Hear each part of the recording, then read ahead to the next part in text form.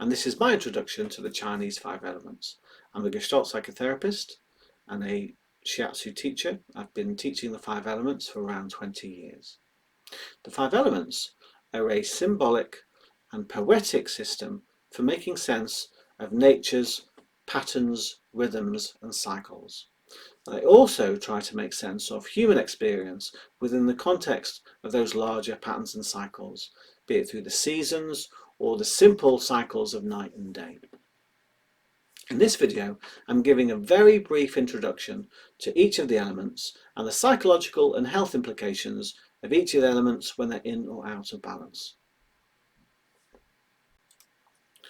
The function of this video and the companion videos is threefold. Firstly, to introduce the 5 elements to people of a more psychological orientation, be it psychologists, psychotherapists or counsellors.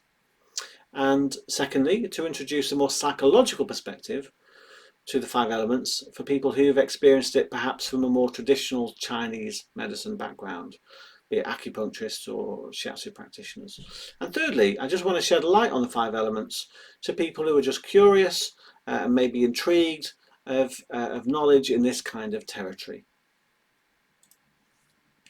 In current therapeutic research, it's getting clearer and clearer that the body is central to psychological healing processes. In the past, we've tried to make sense of emotions and mental health in a very cerebral and cognitive way, but increasingly the body and our embodied process is seen as central to the healing experience. This is being shown in contemporary neuroscience and in current trauma research.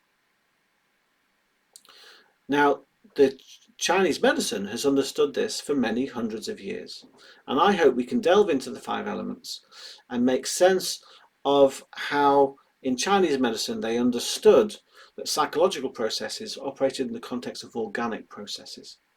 And this is part of what I love about the 5 elements, is within the 5 elements there's a deep understanding that we have primal and primitive forces within us, that we have elemental forces within us. And if we don't know how to access, utilize and express those forces, that's where some of the trouble in terms of our health and our mental health and our psychological processes comes from. Healing means to make whole, and holism is getting renewed interest in Western psychological thought. To some degree, Western psychology and psychotherapy is still healing from something known as the Cartesian split, when Descartes posited that mind and body were separate somehow. In the 5 elements, in ancient China, and in other models, this sense of rupture, this divide, was not known or recognised. D.H. Lawrence posited the dangers of reductionism with reference to understanding illness and suffering in his poem entitled Healing. It begins, "I am not a mechanism, a machine of various sections, and it is not because the mechanism is working wrongly that I'm ill. I'm ill because of wounds to the soul, to the deep emotional self."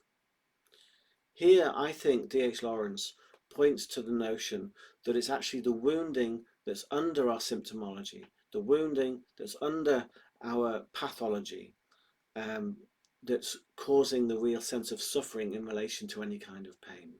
And it's when you address that wounding that the healing truly begins. The 5 elements gives a unique window into making sense of the body, mind, psyche territory and how the body is trying to convey its messages of this wounding to us through various illnesses, symptoms and signs. So my hope is that the 5 elements can broaden our landscape of how we can begin to interpret the body's languages.